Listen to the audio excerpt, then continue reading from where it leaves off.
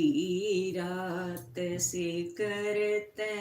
डलेंगी राणा ने पकड़ा हाथ आधी रात से करते डलेगी राणा ने पकड़ा थे तू मेरा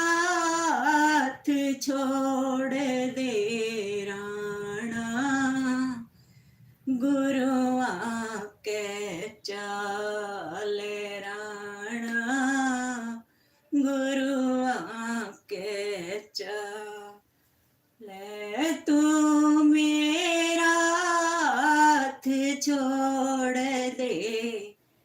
राणा